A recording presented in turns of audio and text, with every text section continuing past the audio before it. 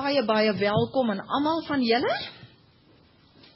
En dis lekker om julle te sien en dankie vir julle tyd wat julle afstaan om hier te wees. Ons gaan vanoggend praat oor die 3 verhale van Lukas 15. Lukas 15 gaan oor 3 dinge wat weggeraak het.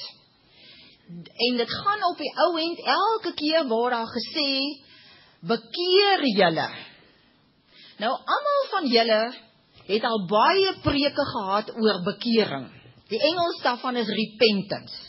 In die normale gedagte en denkpatroon wat ons het oor repentance, of dan nou bekering is, dat het gaan dat ons gedrag moet verander. Ons moet begin ordentlik lewe. Ons moet nou ophou met al hierdie verkeerde goed wat ons normaalweg doen, en ons moet 'n nuwe paadjie, 'n blaadjie ons aan 'n nuwe pad begin stap. En ja, daar is 'n gedeelte van bekering daarin, maar ek hoop as ons vanmôre gaan praat oor bekering om nie meer 'n verlore skaap te wees nie, en nie meer 'n verlore muntstuk te wees nie, en nie meer 'n verlore seun gaan wees nie, gaan julle 'n nuwe prentjie en 'n nuwe insig kry oor wat dit beteken as die Here vir ons sê, bekeer julle. Want soos julle weet, dit was Jesus se eerste woorde wat hy gesê het toe hy met sy prediking begin het, sy bediening begin het. Hy het gesê, bekeer julle. Nou goed, as ons kyk na die definisie van repent of repentance, die Hebreërs praat van nagam, wat beteken choose a particular course of action, a change in a person's attitude, a change in your mind, a change in your situation. En as ons gaan kyk na die skrifte, soos byvoorbeeld Jeremia 18 vers 8, dan sal daar staan dat bekeer jou van jou boosheid.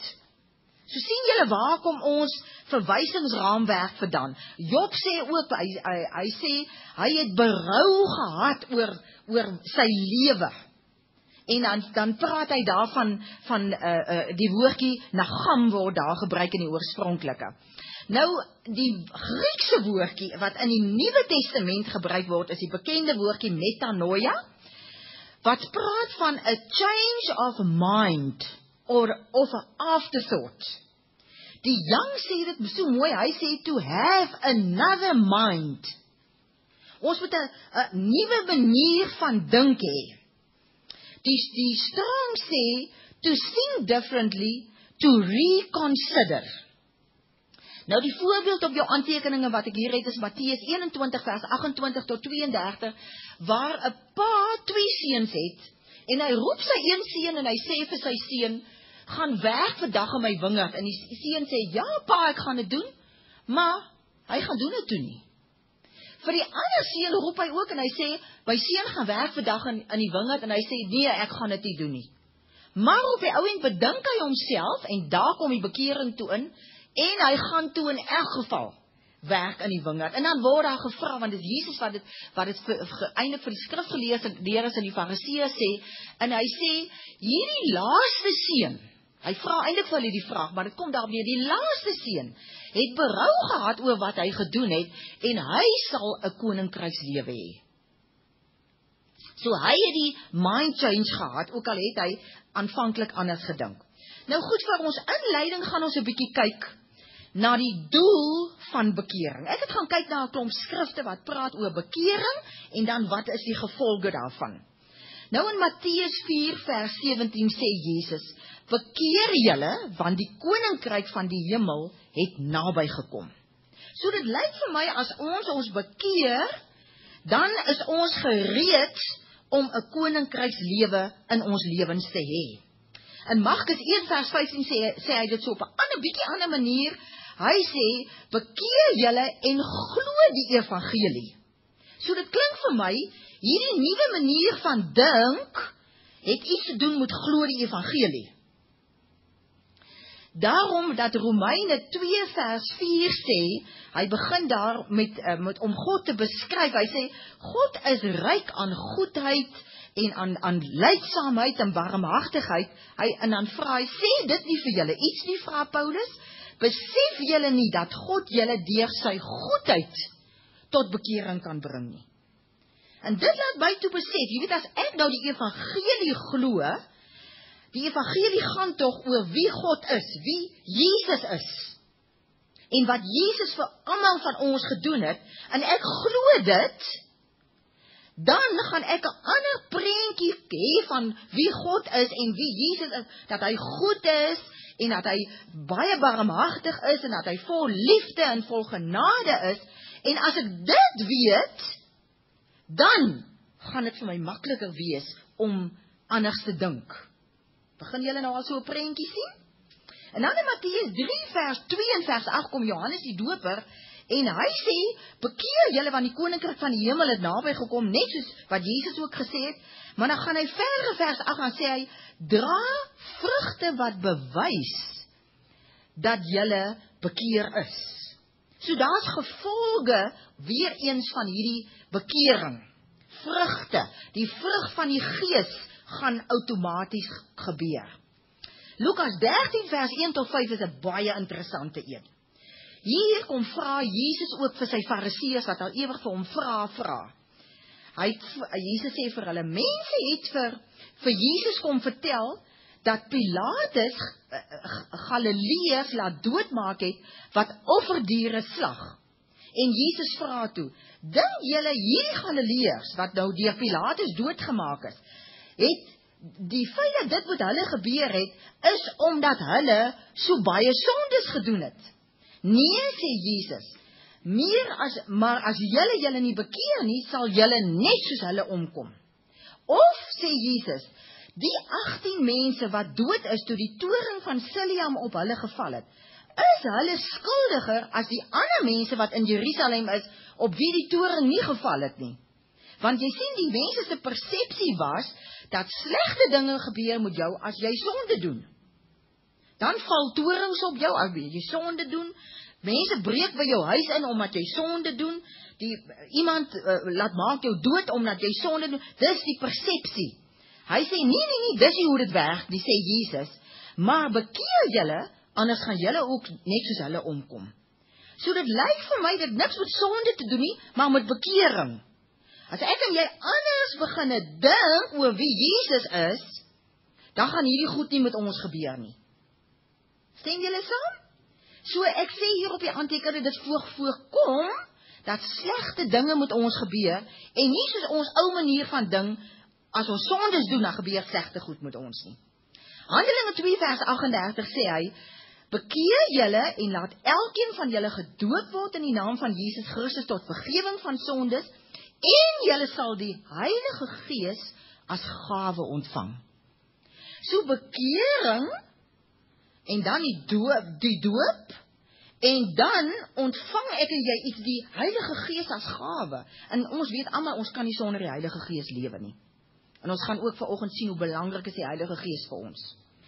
Dan in 2 Timoteus 2 vers 25 tot 26 is 'n baie belangrike skrif ook, dat hy sê op die ou en dat ons gaan vry raak uit die vangstrik van die duiwel, want hier gaan Paulus sê, dat mense wat al ewig in twisvrae is oor die evangelie, en oor dit wat in die woord staan, ons moet hulle met op 'n mooi manier teregwys, sodat hulle kan bekeer en tot kennis van die waarheid kan kom. Dan sê vers 26, dan sal hulle weer tot nugtere insig kom en vry raak uit die vangstrikke van die duiwel, waarmee hy hulle gevange gehou het om sy wil te gehoorsaam. So, ons moet mense wat nie die waarheid ken nie, en hulle as gevolg van die feit dat hulle nie waarheid is nie, weet hulle nie wat die wil van die Here is nie, en hulle is as gevolg daarvan in die vangstrik van die duiwel, en dis die manier hoe die duiwel het reg kry in hulle lewens, dat hulle doen wat die duiwel wil hê hulle moet doen. Hy sê, daai mense moet jy tot bekering bring, dat hulle tot die waarheid kan kom, 'n nuwe insigte kan kry in die waarheid, sodat hulle kan vrykom, en nie meer in die vangstrik van die duiwel kan wees nie. Dit klink nogals vir my 'n goeie rede om tot bekering te kom. En dan Hebreë 6 vers 1 sê, hy begin daar so, hy sê, ons moet nou nie meer besig wees met melkkos nie, ons moet gaan na die volle inhoud van die boodskap van die evangelie toe, want ons wil nie langer net by die fondasie bly deur te praat oor die bekering uit 'n leefwyse wat tot die dood lei nie. So julle ken almal Spreuke 14 vers 12 wat sê, daar's 'n leefwyse wat vir die mens reg lyk, maar die uiteinde daarvan is die dood. Hy sê ons moet nie meer net daaroor praat nie, want as jy praat oor bekering dan gaan dit eintlik maar oor 'n leefwyse wat tot die dood lei en ons moenie dis eintlik maar 'n ligtelike evangelie. 2 Petrus 3 vers 9 kom dan en sê, dit is God se wil vir alle mense dat ons tot bekering moet kom. Hy sê God is geduldig met ons. Hy wil nie hê dat iemand moet verlore gaan nie, maar dat hy wil hê dat almal hulle moet bekeer. Hy wil nie hê dat iemand moet verlore gaan nie, almal hulle moet bekeer. Nou kom ons blaai vir julle wat in julle Bybels wil kyk na Lukas 15 toe. Dan gaan ek nou die eerste gedeelte lees van Lukas 15 wat handel oor die verlore skaap. En ons gaan kyk wat dit beteken om jou te bekeer deur soos 'n verlore skaap te wees. Goed, vers 1. Die tollenaars en die sondaars het almal die gewoonte gehad om na Jesus te kom luister. Hierteen het die fariseërs en die skrifgeleerdes beswaar gemaak en hulle het gesê, hierdie man ontvang sondaars en eet self saam met hulle. Toe vertel Jesus vir hulle hierdie gelykenis. Sê nou een van julle het 100 skape en een van hierdie skape raak weg. Wat doen hy dan? Hy laat die 99 in die veld staan en hy gaan agter hierdie een aan wat weg is, totdat hy hom kry. En as hy hom kry, is hy bly en hy tel hom op sy skouers. En as hy by die huis kom, roep hy al sy vriende en sy bure bymekaar en hy sê vir hulle, wees saam met my bly, want ek het my skaap wat weg was weer gekry. Ek sê vir julle, net so, sal daar ook in die hemel blydskap wees oor een sondaar wat hom bekeer, eerder as oor 99 mense wat reg doen en nie bekering nodig het nie. Die engel sê dit, hierdie laaste deeltjie mooi, hy sê dat 99 just persons ek kan nie lees wat ek geskryf het nie, who need no repentance. Met ander woorde, dit is eintlik wat hy sê, dis mense wat klaar regverdig verklaar is, maar hulle dink hulle need nie repentance nie. Goed, nou wanneer is ons 'n skaap? Wanneer is ons 'n verlore skaap? Is dit nou dieselfde ding? Skape, soos julle weet, is almal kinders van die Here. Daarom het ek hier, as ons blaai na Johannes 10, vers 27 tot 29, dan gaan ek vir julle hier 'n stukkie lees wat vir ons sê, dat as ons van 'n ongelowige tot 'n gelowige geword het, dan is ons almal skape, anders sou ons bokke gewees het. Julle ken almal Matteus 25 wat sê, as Jesus weer kom, dan gaan hy die bokke en die skape skei van mekaar. Hier in Johannes 10, vers 27, lees ek die volgende. Hy sê, my skape luister na my stem. Ek ken hulle en hulle volg my. Ek gee hulle die ewige lewe en hulle sal in alle ewigheid nooit verlore gaan nie. Niemand sal hulle uit my hand ruk nie. So kan julle sien hier, skape wat sy stem ken en hom volg, sal nooit verlore gaan nie.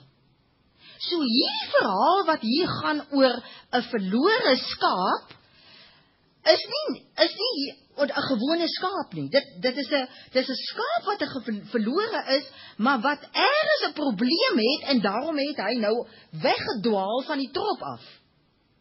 So, stem julle saam, dit is korrek om te sê, dis 'n kind van die Here, 'n gelowige, wat om een of ander rede nie meer sy herder volg nie. So ek sê hier op die aantekening, 'n verlore skaap is ek en jy, wat nie meer ons herder volg nie. Nou ons ken almal vir Psalm 23, wat vir ons 'n beskrywing is van wat die herder doen. So ek gaan nou vir jou so, voor ons nou by die bekering gedeelte uitkom, vir jou sê, wat ek en jy uitmis as verlore skape, wat nie meer 'n herder volg nie. As ons gaan kyk na Psalm 23, dan sien ons daar, as ek en jy ons herder volg, dan kom ons niks kort nie. Niks sal ons ontbreek nie. Want die herder se hele motivering van sy herders oppas, is om te sorg, om sy skape so te versorg, dat hy hulle lei na groen weivelde toe waar hulle rus kry. Dis nie eers vir hulle werk om daai kos te eet nie. Hulle eet dit rustig. Hy vat vir hulle na waters toe, wat vir hulle rustig maak. Hy verkoop hulle siele, hy lei hulle op die regte spore van geregtigheid. Wanneer hulle afdwaal in die dal van doodskade weer, dan kom hy met sy stok en sy staf en hy kom help vir hulle en hy sê ek kom om vir jou te kom help dat jy weer veilig kom op die regte plek. En dan gaan berei hy 'n tafel voor om weer vir hulle kos te gee. En die vyand kan aan kyk dat die vyand kan nie by daai verlore skaap van hom kom nie, want hy doen alles om sy skaap op te pas en te kyk dat sy skape veilig is. En net goedheid en guns is wat hy wil hê, wat sy trop skape moet hê. So kan julle sien, dis alles wat ons uitmis, as ons nou 'n verlore skaap is, en ons volg nie meer die herder nie, en ons is nie meer onder sy versorging nie. So, 'n skaap wat ronddwaal, is soekende, hy's dwalende, en gewoonlik is dit opdat hy kos soek. Want die herder het hom dan gevat na 'n plek toe waar daar nou nie genoeg kos is vir hom nie, dan begin hy ronddwaal op soek na kos, want dit is wat skape doen. En daar is 'n skrifgie in Jeremia 23 vers 1 tot 4 wat ook sê dat as 'n herder nie sy skape goed versorg nie, dan raak daai skape bang en hulle raak ontsteld en dan begin hulle rondloop, begin hulle wegraak. So, ons ervaar dalk dat ons herder ons nie baie goed versorg nie. En as ons, ek en jy vanmôre hier sit en ons sê, weet jy wat, ek dink nog as ek is op hierdie plek dat ek 'n bietjie ver van my herder af is. Is dit dalk omdat jy nie genoeg geëet het by jou herder nie? En nie sy stem genoeg ken en luister as hy vir jou terugroep nie? So mense wat so sukkel en onvergenoegd is en onvervuld is dalk deel van hierdie klomp verlore skape. En soos ek nou net gesê, dis as gevolg van dat jy nie by die regte plek kom waar jy genoeg kos kry nie. Dis nie vir jou belangrik genoeg om die regte kos te eet nie, en nou raak jy dwalende. 1 Petrus 2 vers 25 sê, ons het so skape rondgedwaal, maar nou het ons teruggekom by ons herder en ons bewaker. Die Engels praat van 'n guardian van ons lewe, van ons siele. En die hele doel van dit is om by jou herder uitkom, is dat jy tot rus kan kom, dat jy veilig kan voel, dat jy voel jy word versorg. Want anders is daar nie rus hier by jou nie. En dis ook wat in Jeremia 50, vers 6 en vers 7 sê. Hy sê, my volk was skape wat weggeraak het in die berge. Hulle het vergeet waar is hulle rusplek. Hulle kon nie by 'n ware tuiste by die Here vind nie. Jy sien, dit is wat 'n verlore skaap doen, wat nie weet, my tuiste, my plek, is om my herder te volg nie. Dis waar ek moet wees nie. Esegiel 34 vers 14 tot 16 wat op jou aantekening is, daar staan, hulle sal rustig lê en herkou op goeie weiveld. Ek sal ek sal terugbring die skape wat weggedwaal het, en ek sal hulle wonde versorg, ek sal die wie seer gekry het, en die swakkes sal ek help. Dis wat 'n goeie herder doen. Maar ek en jy, wat nou weggedwaal het, ons ervaar nie dit nie. Ons is seer, ons is swakkes wat maar net daar lê, want ons is weg van ons herder af, want net ons herder kan ons versorg. En kan vir ons weer help om herstel te word en deel te word van die trop. Johannes 10 vers 10 ken julle almal. Jesus die herder, want die hele Johannes 10 gaan oor, hy is die herder, ons is die skape. Hy sê vir elke skaap, sê hy, ek is die een wat gekom het om vir jou lewe in oorvloed te gee. Dis die doel van Jesus as ons herder. In vers 14 en 15 sê, hy is 'n goeie herder. Met ander woorde, hy kyk goed na sy skape, en al sy skape ken hom, en hy ken sy skape. Is dit regtig wat jy ervaar as 'n skaap met jou herder? Kan jy vanoggend sê, weet jy, ek ken my Jesus, my herder? En ek weet hy ken vir my, en ervaar jy dat dit wat hy aan die kruis gedoen het, want hy sê daar in Johannes 10 vers 14 en 15, die herder lê sy lewe af vir sy skape. Ervaar jy dit in jou Christelike lewe, dat jy weet, alles wat Jesus vir jou gedoen het aan die kruis, en jy beleef dit in jou lewe? Onthou julle die Bybelstudie, die effek van die kruis op jou lewe? Dis waaroor ons toegepraat het. Is dit regtig deel van jou lewe? Want as jy kan sê ja, dan is jy nie 'n verlore skaap nie. Maar as jy sê, weet jy wat, nee, daar's goed wat ek nog nie van dit wat die effek van die kruis op my lewe moet hê, ervaar nie in my lewe nie, dan is jy dalk op hierdie stadium 'n verlore skaap wat nie heeltemal by die trop skape is wat naby aan die herder leef nie.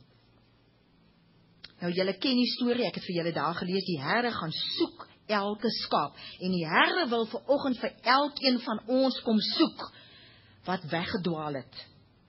En wat doen hy? As hy by jou kom, en hy het jou gekry, dan gaan hy vir jou optel, en hy gaan vir jou op sy skouers tel. Jy sien, dit is wat bekering is. Ek sê daar op die aantekening, hoe gaan ek en jy tot bekering kom? Ek en jy moet toelaat wanneer daai herder vir ons vind, dat hy vir ons gaan optel en op sy skouers gaan kom dra. As hy vir ons op sy skouers dra, dan beteken dit, hy gaan vir ons support, hy gaan vir ons al die hulp gee wat ons nodig het, en hy gaan vir ons nuwe krag gee wat ons nodig het. Om dit op te som in gewone mense, gewone spreektaal, ek en jy moet kies om 'n skaap te wees, wat na die herder se stem luister, om deur hom te versorg te wil word, en hom te wil volg. Dis wat bekering is. Bekering is basies, kom terug na die herder toe. Dit sê, wees bewus van jou herder se teenwoordigheid die hele dag. Jy moet die hele dag, waar jy ook al is, moet jy hom soek. Moet jy by hom wil bly. Moet jy jou denke vernuwe en kies om sy wil te doen. Dit wat hy met jou praat. Jy moet nie jou eie koers wil inslaan nie. Jy moet die koers inslaan wat hy met jou kommunikeer, die een wat jy volg, wat agter wie jy aanloop, jou herder.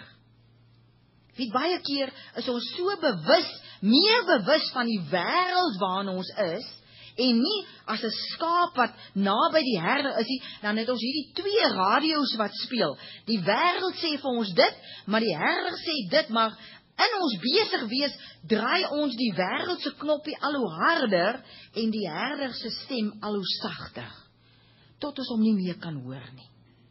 Dan raak ons verlore, want dan gaan ons al hoe verder weg van die herder af, in die wêreld in.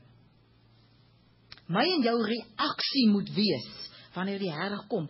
Ons moet so bly wees, dat die herder ons kom soek, het ons moet sommer in sy arms inspring.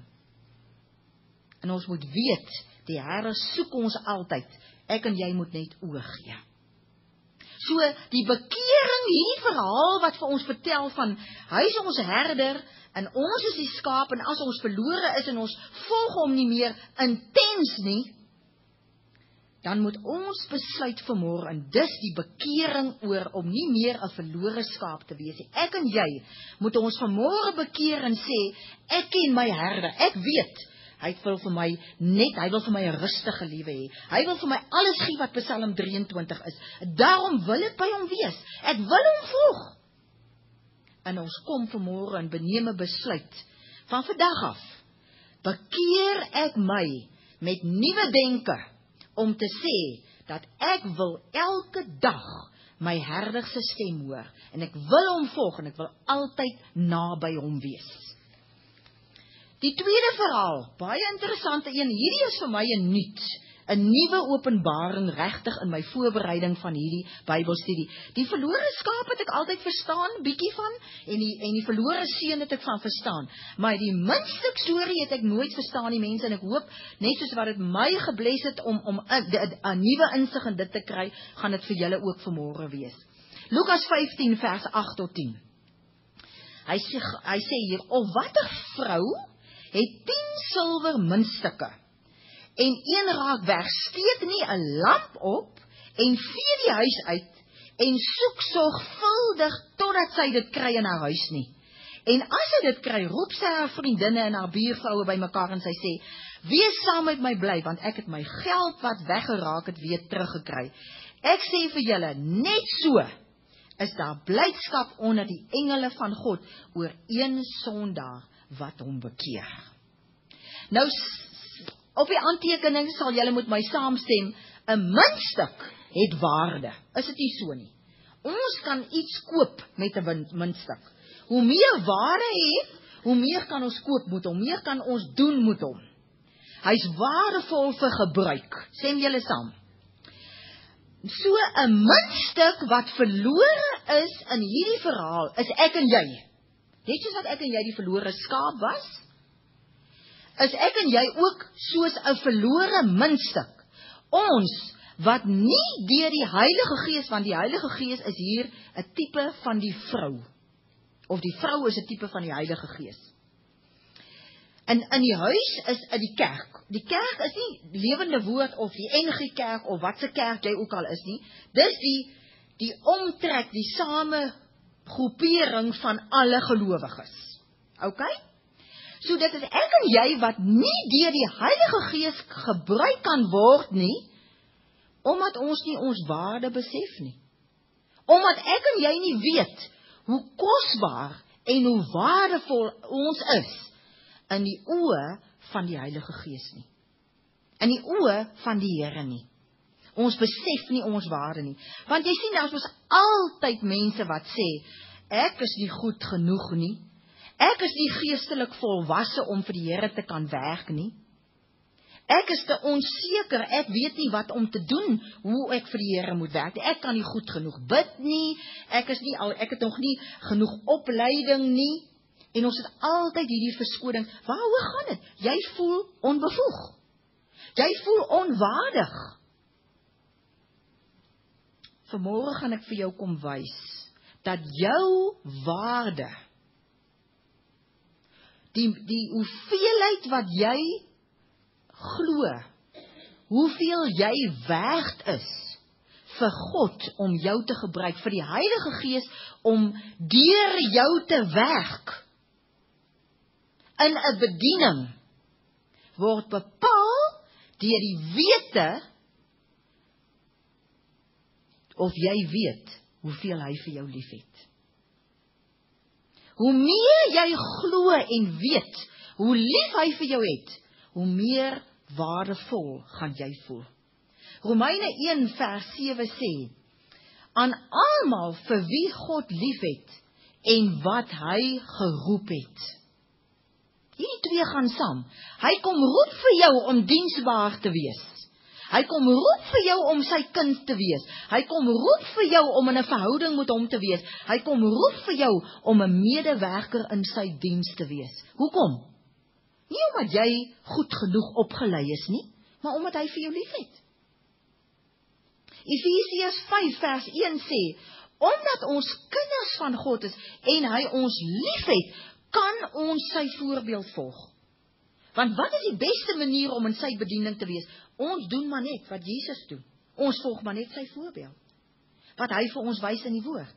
Kolossense 3 vers 12 sê, julle is die uitverkore volk van God, wat hy baie liefhet.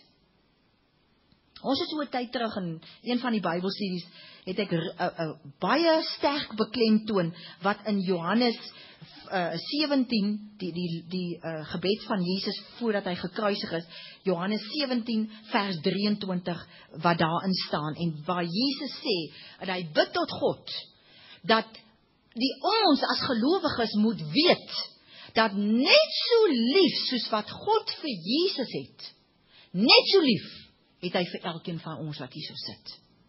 Daarin lê jou waarde. Daarin lê my waarde. Dink vanoggend, dit is eintlik, ekskuus vir my Engels woord, mind-blowing om te dink, dat God vir my en vir jou net so lief het, soos wat hy vir Jesus het. Kom vat vanmôre hierdie waarheid. Dis, ek het vir jou daar geskrywe, 1 Johannes 4 vers 16, daar staan, ons ken die Vader se liefde, en ons glo daarin. Weet jy, dat die Here se liefde vir jou konstant is? Sy liefde raak nie meer hoe 'n beter Christen jy word nie. En dit raak ook nie minder elke keer as jy sonde doen nie. God se liefde vir ons bly konstant. Daar is niks wat sy liefde kan minder maak nie. En ook niks goeds wat jy kan doen om sy liefde sterker vir jou te maak nie. Romeine 5 vers 5 sê, hy het sy liefde, die Heilige Gees het sy liefde in ons uitgestort. Dis daar, dis konstant. En ek en jy hoef nie uit te fokus na buite om sy liefde te beleef nie. Jy kan net infokus hier binnekant. Is al sy liefde vir jou klaar uitgestort. Ek sê hier, God het vir my en vir jou net so lief soos wat hy vir Jesus is. Hoe het hy sy liefde aan Jesus verklaar? Matteus 3 vers 17. Toe Jesus gedoop word, Jesus het aan Johannes die Doper toe gekom en gesê, Johannes, jy moet vir my kom doop, want ek moet die wil van my Vader doen. En Johannes het eers gevoel, hy is nie waardig genoeg om dit te doen nie, toe doop hy vir Jesus, en die hemele het oopgegaan, en die Heilige Gees het in die vorm van 'n duif op bo Jesus se kop kom hang, en daar het 'n stem uit die hemel uitgekom wat gesê het, dit is my geliefde seun, in wie ek welbehae het, oor hom verheug ek my. Dit is my geliefde seun. En net daarna kon Jesus in die versoeking, toe hy in die versoeking kom in die woestyn, kom die duiwel in versoek vir hom, en die duiwel sê vir hom, as jy die seun van God is, hy laat geliefde uit. Hy sê, as jy die seun van God is, gelukkig het Jesus net voor dit geweet, en dit was sy stabiliteit, dat hy gehoor het hoe God vir hom sê, jy is my geliefde seun. Toe weet hy is die seun. Hy hoef nie te wonder, toe die duiwel vir hom sê, as jy die seun van God is, moet jy nou dit en dit doen om dit te bewys nie. Ons het niks nodig om te bewys, dat ons God se geliefde seun of dogter is nie. Ons weet dit, omdat hy dit vir ons sê. Net soos Jesus. En, dit het vir Jesus ook gereed gemaak, vir sy eerste optrede. Want dit het hom die vrymoedigheid gegee, om sy bediening af te skop, om te weet, ek is God se geliefde seun. Dan is daar in Matteus 17 vers 5, 'n ander insident, waar Jesus saam met Petrus, Johannes en Jakobus op die berg van verheerliking is. En terwyl hy daar staan, kom Elia en Moses ook by, en julle ken die verhaal, weer eens is daar 'n wolk, en 'n stem uit die wolk uit wat sê, dit is my geliefde seun, luister na hom. Weet julle wat? Net soos Jesus geweet het, hy sy God se geliefde seun, en dit het hom bemagtig, dat mense na hom kan luister. Want vir wie het God dit uit die hemel uitgesê? Vir die wat daar rondom hom gestaan het. En net so, as ek en jy weet, ons is God se geliefde seun, dan gaan ons weet, dit maak ons waardig genoeg, dat mense ook na ons kan luister.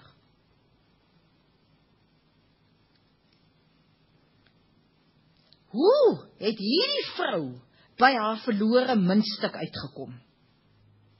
Die eerste ding wat sy gedoen het, sy het 'n lamp opgesteek. Dis hoe ek en jy tot bekering moet kom, om waardevol genoeg as 'n muntstuk te wees, sodat ons nie verlore is in die kerk, in 'n bediening waar die Here ons wil hê nie. Sy het haar lamp opgesteek, en ek lees hierdie ding, ek sê, Here, U sal vir my moet skrif gee. En ek word herinner aan dit wat in 2 Petrus 1 staan. En ek lees vir jou vers 17 tot 19. Vers 17 van 2 Petrus 1 sê, hy het van God die Vader, dis nou van Jesus wat Petrus hier praat. Jesus het van God die Vader eer en heerlikheid ontvang, toe die Allerhoogste Majesteit gesê het, dit is my geliefde seun, oor wie ek my verheug. Kan julle sien hier, hoe het Jesus, op watter manier het Jesus eer en heerlikheid ontvang? Wat is eer? Is honor. Heerlikheid beteken the glory of the Lord. God se karakter, die Here vir hom sê, jy is bevoeg. Jy het my karakter, jy het my natuur, jy het my vermoë om uit te gaan en te gaan doen wat ek wil hê jy moet doen. Hoe het hy dit ontvang? Hoe het hy die eer en heerlikheid ontvang? Deurdat God gesê het, jy is my geliefde seun. Mense, en so ontvang ek en jy vanoggend hier, by hierdie Bybelstudiegroep, julle eer en heerlikheid, deurdat God vanoggend vir elkeen van julle sê, julle is my geliefde seun en dogter, oor julle verheug ek my. Is dit nie awesome nie? Kom ons gaan verder. Hy sê, die stem uit die hemel het ons self gehoor, toe ons saam met hom op die heilige berg was. Hy praat van die berg van verheerliking, Matteus 17 se verhaaltjie, wat ek nou net van gepraat het. Hy sê, en dit is vir ons die boodskap van die profete, wat die profete nog meer bevestig. Hierdie boodskap is soos 'n lamp, wat in 'n donker plek skyn. Julle sal goed doen as julle in sy lig bly, totdat die dag aanbreek en die môrester kom in julle harte. Wat sê hy hierdie? Hierdie boodskap, dat ek en jy, God se geliefde seun en dogter is die lamp, wat die verlore muntstuk weer gaan kry. So as jy vanoggend hier sit, en jy sê, weet jy wat, ek is nie waardevol nie. Ek is not good enough. Laat enige iemand my kan gebruik, dat die Heilige Gees my kan gebruik, om 'n verskil in ander mense se lewens te maak. Ek is net nie waardevol nie. Dan wil ek vir jou sê, bekeer jou vanoggend, en steek die lamp op, die boodskap, wat Jesus gehoor het, wat elkeen van julle vanoggend moet hoor. Jy, ek weet ek kan almal van julle se name hoor. Jy, almal wat hier so sit, hoor vanoggend, Jesus kom sê vir jou, God kom sê vir jou uit die hemel het, jy is my geliefde seun, jy is my geliefde dogter, oor jou verheug ek my. En op hierdie oomblik, as jy dit kom vat vanoggend vir jou, dan kom honor die Here vir jou, en kom gee hy jou sy glorie. Kom beklee hy jou met eer en heerlikheid. Jy is kosbaar en waardevol in God se oë, gereed en bevoeg om in sy koninkryk diensbaar te wees.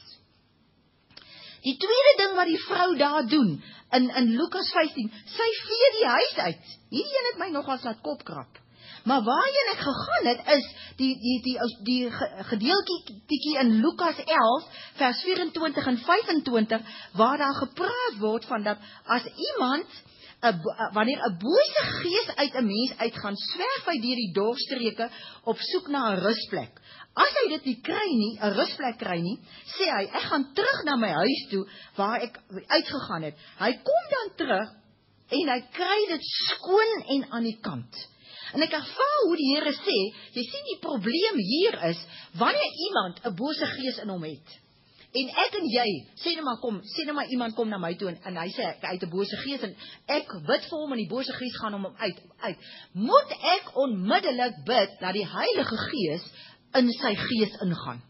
Want as die bose gees nou daar op ronddwaal, en hy kry nie 'n blyplek nie, dan sê hy, maar ek gaan terug na my bekende blyplek toe, so as die Heilige Gees nie daar is nie, dan is daar 'n plek vir hom nog, en dan kom hy, so maar 7 ander kom nooi hy in. So, die huis uitvee is vir my die skoonmaak van jou geesdimensie. En ek en jy het nie bose geeste wat ons moet skoonmaak nie, maar weet julle wat glo ons, wat is ons groot probleem? In ons gees is soms nie net die waarheid nie, maar ook leuns wat ons glo. Ook leuns, omdat daar nog nie openbarings in elke faset van die woord is, wat ons glo in ons gees nie. Onthou, die Heilige Gees is die gees van die waarheid. Nou die Heilige Gees woon in elkeen van ons, maar as ons nog nie deur die Heilige Gees die openbaring het van die verskillende aspekte van die woord nie. Baie mense sal byvoorbeeld glo in genesing, en hulle sal glo in die Here wat vir jou lief het, maar jy glo jy's nog onbevoeg.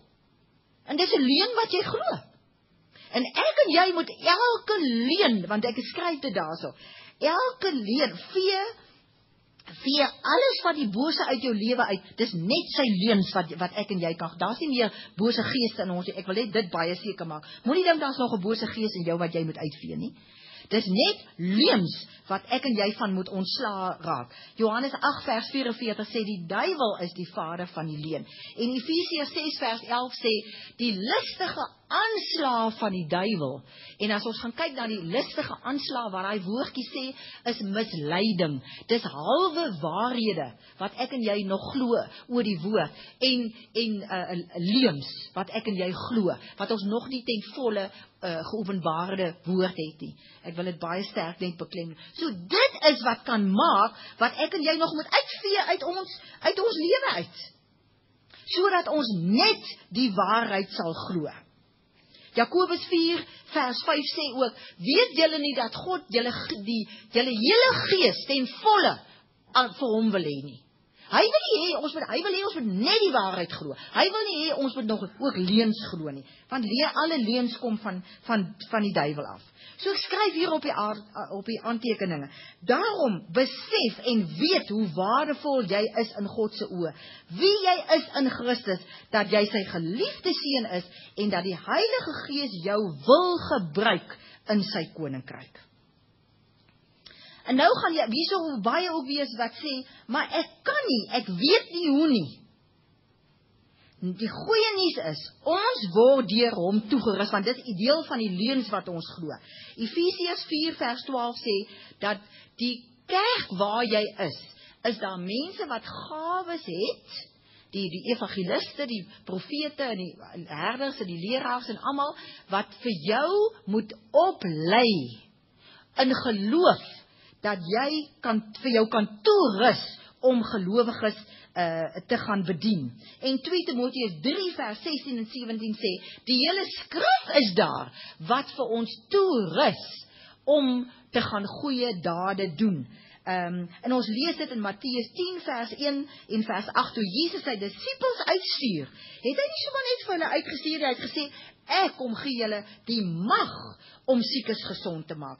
Ek kom gee vir julle die mag om bose geeste uit te dryf en om evangelie te gaan verkondig. So ook vir ons. Markus 16 vers 17 en 18 sê dat vir almal wat glo, sal hierdie wondertekens volg. En dan vers 20 sê dat saam met die prediking, of die prediking bevestig, saam met die prediking bevestig die wondertekens, dit wat julle deur julle prediking verkondig. 2 Korintiërs 5 vers 19 en 20 sê, aan ons almal is die boodskap van versoening toevertrou. Wat 'n boodskap van versoening? Dat God en mens met mekaar versoen is. 1 Korintiërs 4 vers 1 sê, ons is almal bestuurders van sy geheimenisse. 1 Korintiërs 12 vers 7 sê, ons het almal die werking van die Gees tot voordeel van almal. En vers 31 sê, lê julle toe op die beste genadegawens. Romeine 12 vers 6 sê, ons het almal genadegawens. Elkeen van julle wat hier sit, het God toegerus met genadegawes, sodat jy 'n waardevolle muntstuk kan wees, wat die Heilige Gees kan gebruik in ander mense se lewens. Want ons is almal medewerkers in sy diens. Julle kan gaan lees daar 1 Korintiërs 3 vers 6 tot 9. Ons is almal medewerkers in die diens van God. Met ander woorde, ons werk saam met hom. Nog leuns wat mense glo, is dat ek en jy moet weet, Romeine 11 vers 29 sê hy trek nooit sy genadegawes terug nie. Iemand het een keer vir my gesê, julle weet, ek het op 'n stadium vir baie mense baie profetiese woord gegee, en op 'n stadium het dit net nie gebeur nie, of het ek dit net nie meer gedoen nie, en toe het iemand aan my toe gekom en vir my gesê, weet jy wat, omdat jy nie meer oor mense se lewens profeteer nie, gaan die Here jou gawe terugtrek. En ek was tot die dood toe bang daarvoor. Maar ek het net nie 'n vrede daaroor gehad nie. En toe gelukkig lees ek hierdie vers. Jy moet weet, daar's nie reëls wat sê, jy moet elke dag profeteer, anders gaan die Here jou gawes terug. Hy sê in Romeine 11 vers 29, hy trek nooit een van jou genadegawes terug nie. Of sy goddelike krag nie. Efesiërs 1 vers 19 en 20 sê, jy moet altyd weet, hoe geweldig groot sy krag is wat in jou is. Hy het jou klaar toegerus. Dis deur sy goddelike krag wat jy tot alles in staat is. Efesiërs 4 vers 13. Filippense 4 vers 13. En Johannes 3 vers 34 sê dat ons almal het net soos Jesus die Heilige Gees sonder beperking. Sonder beperking het ek en jy die Heilige Gees. En ook jou salwing. Jou salwing kan nooit opdroog nie. Want wat is jou salwing? 1 Johannes 2 vers 20 sê, julle is almal deur Christus gesalf, omdat julle die waarheid ken. Solank as wat jy die waarheid ken oor genesing, kan jy vloei in die salwing van genesing. Okay? So, dit gaan oor hoe in die mate wat jy die waarheid ken. Jesaja 61 sê, die Heilige Gees het oor my gekom, en die Here het my gesalf om 'n blye boodskap te bring aan die wat gevange geneem is, aan die wat hulp nodig het, aan die wat hartseer en bedroef is. So, wat is die waarheid? Die blye boodskap wat ek vir die mense moet bring. Dit is nie my opinie nie my ervaring nie. Hoeveel keer sê mense, man, jy moet eers ervaring hê. Hoe moet ek ervaring kry? My ervaring lê deurdat ek die waarheid ken van die woord. Goed, so mense glo soveel leuns, en moenie dat jy as 'n muntstuk nie glo in jou waardevolheid, in jou hoe kosbaar jy is, vir gebruik in die koninkryk van God, in waar die Here jou wil gebruik, omdat jy nog leuns glo, wat nie in die woord staan nie. Die laaste een wat ons vanoggend hier gaan na kyk, is na die bekering van 'n verlore seun. So, ek wil net gou om af te sluit oor die bekering van 'n verlore muntstuk. Waaroor gaan dit? Wat is hierdie bekering? Keer terug na die Heilige Gees. En gaan sê vanoggend vir die Heilige Gees, ek kom bekeer my, ek besef hoe waardevol ek is vir U, kom gebruik my. Kom gebruik my in U diens. Net waar U my nodig het, Heilige Gees, kom gebruik my. Jy weet jy is toegerus, jy weet jy is 'n gesalfde, jy weet jy het God al sy krag in jou, gaan net en wees net beskikbaar vir hom. Dis die bekering waarna ons vanoggend kyk. Bekeer jou van 'n verlore seun. Lukas 15 vers 11 tot 24. Verder het Jesus gesê, daar was 'n man wat 2 seuns gehad het. Die jongste het vir sy pa gesê, pa, gee my die deel van die besittings wat my toekom. Hy het toe die goed tussen hulle verdeel. Nie lank daarna het die jongste seun alles tot geld gemaak, dis ook die enigste vertaling waar daar sit, hy sê alles bymekaar gemaak, en van die ouer huis af na 'n ver land toe vertrek. Daar het hy sy geld gaan verkoos deur losbandig te lewe. Nadat hy alles deurgebring het, het daar 'n kwaai hongersnood in daardie land gekom, en ook het hy begin gebrek ly. Hy het toe sommer by een van die mense in daardie land gaan bly, en die het hom na sy plaas toe gestuur om vagke te gaan oppas. Daar het hy gewens, hy kon sy honger stil met die pele wat die vagke eet, maar niemand het hom eers daarvan gegee nie. Toe kom hy tot inkeer en hy sê, my pa het wie weet hoeveel dagloners, en hulle het almal oorgenoeg kos, en hier vergaan ek van die honger. Ek sal dadelik na my pa toe terugkeer en vir hom sê, pa, ek het teen God en teen pa gesondig. Ek is nie meer werd om pa se seun genoem te word nie. Behandel my soos een van pa se dagloners. En hy het sondig versuim na sy pa toe teruggegaan. Toe hy nog ver aankom, het sy pa hom al gesien. Met ander woorde, daai pa die hele tyd vir hom gewag. En hom innig jammer gekry. Hy hardloop hom tegemoet, omhels hom en soen hom. Toe sê die seun vir sy pa, pa, ek het teen God en teen pa gesondig. Ek is nie meer werd om pa se seun genoem te word nie. Maar sy pa roep sy werksmense, maak gou, bring klere, bring die beste klere en trek dit vir hom aan. Sit vir hom 'n ring aan sy vinger, trek vir hom skoene aan en bring die vetgemaakte kalf, slag hom en laat ons eet en fees vier. Hierdie seun van my was dood en hy het lewe weer. Hy was verlore en ek het hom weer teruggekry. Toe het hulle begin fees vier. Nou weer eens, 'n seun is 'n gelowige. En hierdie seun het verlore geraak, nie omdat hy sy wedergeboorte prys gegee het nie, maar omdat hy weggegaan het van sy pa af. En dit is waaroor ons gaan praat. Ons gaan nie praat oor die oudste seun vandag nie, ons gaan net praat oor die verlore seun.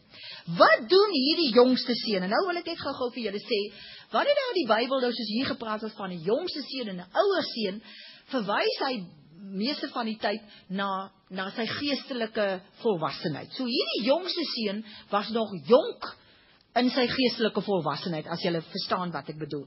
En hy sê, gee my. En dis so tipies van so baie Christene, wat net altyd vir die Here sê, hulle ken hom net as 'n spaarwiel. Net as hulle in die moeilikheid is, dan sê hulle, Here, gee my gesondheid. Here, kom, maak van my besigheid 'n sukses. Here, kom, gee vir my alles wat ek nodig het. Kom, herstel my huwelik.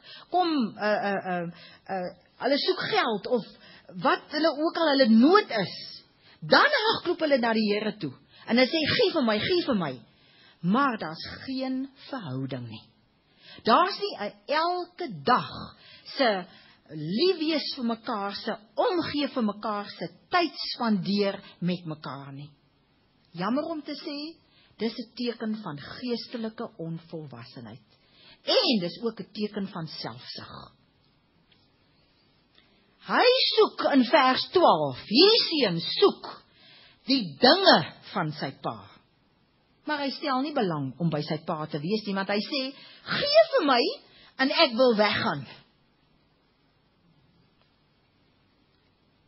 Maar die pa doen dit toe. Hy verdeel toe sy erfporsie tussen die jongste en die oudste seuns. Waarvan word hier gepraat as daar van die erfporsie gepraat word? Efesiërs 1 vers 18 praat van geestelike rykdom, wat ons erfporsie is. Dit word bedoel met gawes. Met naaste liefde is 'n geestelike rykdom. 'n Ywer vir die Here is 'n geestelike rykdom. Om insig te hê in die woord is geestelike rykdom. Om sy krag te hê, sy goddelike krag, is geestelike rykdom. Om kennis van God te hê, om insig in sy karakter te hê, om geloof te hê, dit is geestelike rykdom. Dit is wat die seun wou gehad het, maar toe gaan hy weg van sy pa af. Nog 'n plek, Efesiërs 1 vers 14 praat ook van dit wat die Heilige Gees vir ons beloof, wat ons nog toekom, is ook 'n deel van die erfporsie is die Heilige Gees. Alles wat die Heilige Gees ons beloof het, is deel van die erfporsie. Romeine 4 vers 13 praat van die wêreld as besitting, is vir ons beloof, net soos wat dit vir Abraham beloof is. Wat beteken dit? Dat ek en jy die wêreld het, om die wêreld te gaan oortuig van die evangelie. Dat ons ook oorwinning het oor alles wat die wêreld vir ons kan bied. En ook die wêreld se rykdom kan ons in besit neem. Dis om te sê die wêreld het ons as besitting gekry as ons erfporsie. 'n Koninkrykslewe, Matteus 25 vers 24, is 'n erfporsie dat ek en jy elke dag van ons lewe 'n koninkrykslewe kan hê. Wat beteken dit? Om soos konings en koninginne hier te lewe. Wat suksesvol, wat voorspoedig, wat gelukkig, wat heers en regeer. Handelinge 20 vers 32 praat van al die seëninge wat die woord vir ons beloof, is ons erfporsie. Seëninge, waarvan praat hy? Voorspoed, sukses, om gelukkig getroud te wees, om 'n gelukkige gesinslewe te hê, om lewensvreugde te hê, om goeie gesondheid te hê, om 'n vrede hier in jou binneste te hê. Dis al die seëninge, dis die erfporsie, en dit het die seun ontvang. Maar weet julle, dit het hom niks gehelp om dit alles te hê nie, want hy het toe die verkeerde keuse gemaak. Wat het hy gedoen? Vers 13, hy vertrek na 'n ver land wat spreek van die wêreld. En daarop verkoos hy die hele erfporsie. Want weet julle, die wêreld heg geen waarde aan 'n erfporsie nie. Daar is nie iemand wat kan saam met jou dit deel nie, want hulle het geen insig daarin nie. Die wêreld verstaan nie wat ons alles van God ontvang nie. Hy gaan vermoor sy erfporsie deur 'n losbandige leefwyse. Wat is 'n losbandige leefwyse? Dis om in die vlees te lewe in plaas van om in die gees te lewe. Kom ek lees vir jou wat 1 Johannes 2 vers 15 tot 17 sê. Daar staan die volgende, hy sê, moenie die sondige wêreld en die dinge van die wêreld lief hê nie. As iemand die wêreld lief het, is die Vader se liefde nie in hom nie. En mense, dit was hierdie seun se probleem. Hy wou sy pa se goed gehad het. Daarin het hy 'n behoefte gehad. Hy het nie sy pa se liefde gesoek nie. Hy het nie sy pa se liefde gesoek nie. Hy het van sy pa met sy liefde weggegaan en hy het net sy pa se goed gevat. Hy sê hierdie wêreldse dinge, alles wat die sondige mens begeer, alles wat sy oë sien en begeer, al sy gesteldheid op besit, kom nie van die Vader nie, maar uit die wêreld. En die wêreld met sy verleidelike dinge gaan verby, maar wie die wil van God doen, hy bly vir ewig lewe. So ons sien dit, wat hy daar in die wêreld gaan doen. En die gevolge was, vers 14 tot 16, daar's hongersnood. Hongersnood spreek van, hy kry geen woord in die wêreld nie. Hy ly gebrek. Hy verloor alles. Hy saam met die vagke. Onrein is, want die wêreldse mense is onrein. Selfs daai mense gee nie eers vir hom die vagke se kos nie. Hy kry niks. Maar vers 17 sê, hy kom tot inkeer. Voordat ons nou gaan teedering, wil ek afsluit met hierdie gedagte. Die herder het die verlore skaap gaan soek. Die Heilige Gees soek ons, of die vrou het haar muntstuk gaan soek. Hier, as 'n verlore seun, moet ek en jy tot inkeer kom. En ek en jy moet 'n keuse maak om op te staan en uit te stap uit die wêreld uit en te sê, uit ons vleeslike lewe uit en te sê, en die insig te hê en te sê, ek is weg van my pa se liefde af, ek mis dit. Sy goed is nie wat ek eintlik soek nie, ek soek sy liefde, om in sy teenwoordigheid te wees, om by hom te wees, om in 'n verhouding met hom te wees, en ek gaan die wêreldse vleeslike dinge los, en ek gaan teruggaan na my pa toe. En as ons klaar tee gedrink het, gaan ons verder daaroor gesels.